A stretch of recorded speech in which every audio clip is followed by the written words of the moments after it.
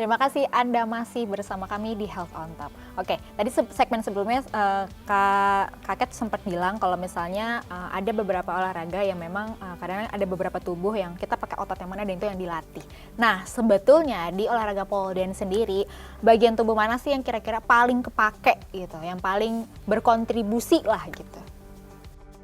Sebenarnya itu benar-benar whole body exercise banget. Pole dance tuh benar-benar semuanya tuh kepake banget. Tapi mungkin waktu masih beginners, awal-awal yang sangat amat berasa dipakai banget itu bagian badan atas. Itu tangan, bicep, latissimus dorsi, scapula. Itu sih yang paling berasa. Terus yang kedua core, abs. Nah, itu yang paling berasa. Tapi seiring berjalannya waktu, itu semakin semuanya kena. Oke, berarti all body ya, full body lebih tepatnya. Tapi whole body exercise ya. Nah, kalau misalkan ngeliat orang yang lagi pole dance tuh kayaknya lucu ya atau seru gitu. Seru bagian yang mereka yang bisa gitu, karena kan bisa tarik lempar ke atas kaki, di bawah kepala kan maksudnya terus dia muter-muter seperti itu kan ya gitu. Nah, untuk pole dance sendiri sebetulnya ada nggak sih tingkatan-tingkatan yang mungkin proses-prosesnya beginner apa dulu sampai akhirnya tahap yang susah nih, sampai akhirnya bisa indah kayak gitu, tahapan-tahapannya tingkatan-tingkatannya apa aja sih Kak? Oke, kalau di Nix itu kita Oke, jadi kalau di Nix itu kita ada beginner 1, beginner 2, intermediate 1, 2, 3, 4, 5, 6, 7, 8. Terus masuk ke pre-advance 1, 2, masuk advance 1, 2. Nah, jadi kalau di beginner itu yang pasti kita belajar teknik dasar banget ya kan. Nah, teknik dasar itu yang kita ajarin itu climbing alias manjat. Biar kita bisa manjat sampai atas. Sama dari awal tuh kita udah mulai ajarin spinning. Jadi udah mulai diajarin teknik dasar dari berputar itu sendiri. Karena itu kan selalu dipakai tuh sampai ke advance ya kan, sampai ke elite. Nah, jadi yang bikin beda dari beginner sampai beginner dan intermediate dulu deh. Nah, di beginner itu kita itu mempersiapkan, jadi mempersiapkan untuk inversion di intermediate. Inversion itu maksudnya yang kepalanya di bawah, kakinya di atas.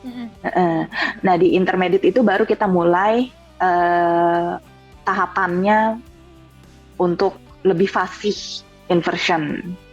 Semakin tinggi intermediate-nya, semakin sedikit kontak badan dengan tiang. Jadi kayak misalnya nih, waktu beginner, kita masih pegang tiang, tangannya 2, kakinya dua-duanya masih di tiang. Nah, waktu udah intermediate, itu misalnya kita lepas satu tangan, jadi yang pegangan tuh cuman satu tangan, kakinya juga cuman satu gitu misalnya. Nah, semakin ke advance, semakin ke elite itu udah jungkir balik, tangannya yang pegangan cuman satu, terus kadang bahkan tangan udah nggak pegangan lagi gitu. Wow, kalau tangan nggak pegangan lagi itu gimana sih Kak? Maksudnya aku nggak kebayang. Jadi dia tumpuannya di mana? Kaki, banyak kan di situ di kaki, iya. Di di bagian belakang lutut itu. Oke. Nah, berarti kalau misalnya pertanyaannya gini, apa kalau misalnya gerakan-gerakan dasar para pemula untuk ikut pole dance tadi apa? Apa tadi Kak? Sorry. Climb. Lalu? Lalu ada climb, ada plank. Climb itu kan manjat, terus plank itu gerakan dimana kita kayak tiduran, gitu. Terus ada namanya pole sit. Pole sit itu kita jadi duduk di pole, tuh. Itu kan gerakan-gerakan dasar. Oke, berarti climb, plank, dan pole sit ya. Yang paling dasar banget nih orang-orang kalau misalnya mau belajar gerakannya gitu.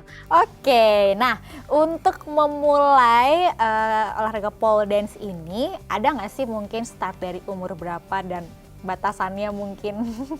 Kira-kira kalau nggak ada sih. Oh ya, berarti bisa dari umur berapa aja mulai olahraga ini bisa ya. Nah, walaupun sebetulnya kan olahraganya kan gerakannya cukup kompleks dan sebetulnya agak sedikit berbahaya mungkin kalau misalkan bagi yang belum terlatih ya gitu. Ada nggak ketentuan-ketentuan yang bagi batasan-batasan umurnya gitu. Misalnya umur 15 tahun tar dulu deh, jangan olahraga yang ini dulu karena ada gerakan-gerakan ini. Ada nggak? Berarti bebas-bebas aja? Jadi gini, karena tadi yang aku bilang kalau di Nix itu emang kita ada kelas khusus yang mengajarkan yang mengkondisikan dan menguatkan muscles, let's say. Nah jadi misalnya nih ada wanita usianya udah 60 tahun, let's say. Terus dia jarang olahraga atau nggak pernah olahraga. Nah itu pasti kita minta untuk coba ke kelas ini dulu, untuk ke kelas pole fit di Nix namanya. Itu ke sana dulu. Jadi ya emang belajar untuk mengkondisikan muscles-nya dulu sebelum masuk ke kelas beginner. Tapi kalau emang udah biasa olahraga atau sebenarnya kenapa aku bilang 60 karena usia segitu kan apalagi kalau nggak pernah olahraga ya. Nah itu yang tadi Mbak Viana bilang rentan karena bahaya gitu kan. Nah kalau usia 60 dan belum pernah olahraga ya itu pasti kita minta ke kelas itu dulu, di mana itu juga yang nggak ada gerakan-gerakan yang meresikokan bisa jatuh gitu. Nah tapi kalau misalnya usia 15 atau 13 itu kita nggak dibedakan sih, jadi semua bisa. Bahkan kalau di luar negeri itu ya emang itu kayak akrobat kan sebenarnya Paul. Jadi anak-anak usia 5 tahun, 8 tahun, 6 tahun itu udah mulai gitu. Oke, bisa dilakukan berarti sedini mungkin ya. Benar, mulai iya. olahraga gitu, bahkan sampai umur 60 tahun bisa, tapi yang lewatin kelas khususnya dulu gitu ya untuk mengurangi resiko cedera. Tergantung badannya lah gitu. Oke, ya siap-siap. Nah, karena kan sekarang kalau misalnya kita lihat-lihat atau mungkin banyak masyarakat juga yang menggeluti olahraga pole dance itu banyak kan sebetulnya perempuan ya. Nah, sebenarnya apakah memang ini olahraga ini khusus untuk wanita atau sebetulnya enggak kok, banyak kok laki-laki juga? Nggak ada yang khusus wanita dan nggak ada yang khusus laki-laki sebenarnya. Nah cuman mungkin karena kalau di Indonesia itu gerakan-gerakannya masih gerakan-gerakan gemulai dan belum sampai ke yang akrobatik seperti sirkus begitu, yang gerakannya udah kayak parkour kan, bisa tuh.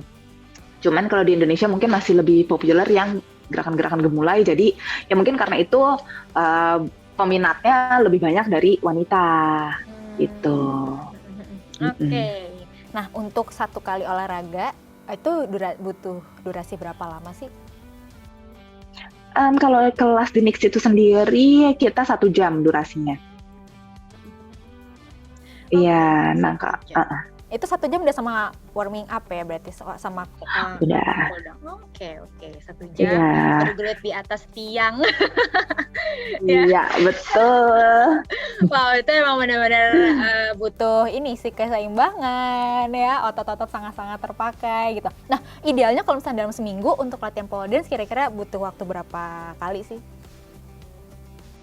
Idealnya ya, kalau ceritanya ini banget nih, kayak pengen cepet bisa gitu ya. Iya. Sebenarnya mungkin awal-awal kayak seminggu 1-3 kali sih oke sih. 1-3 kali seminggu gitu.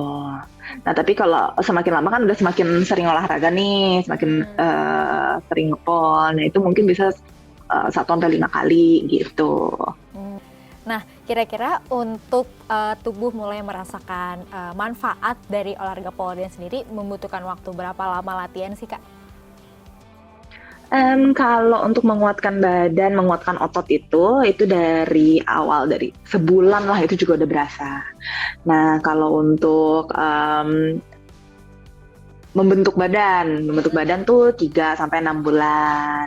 Jadi pada umumnya kurang lebih sama sih seperti olahraga lain pada umumnya gitu kan, kita baru bisa ngelihat badan tuh mulai berubah dari 3 bulan gitu kan. Gitu. Nah kalau untuk flexibility mungkin itu waktunya lebih lama, mungkin 6 bulan sampai 1 tahun gitu. Ada tergantung ininya ya, tergantung juga mungkin tubuh setiap manusianya sendiri. Iya. Adaptasinya juga gimana gitu, responnya kan pasti beda-beda ya. Oke. Terus berapa kali latihannya gitu kan. Kalau makin sering ya semakin cepat. Oke, Kak. Kita break dulu karena banyak yang mau Iya. lewat sesaat lagi. Ya, oke.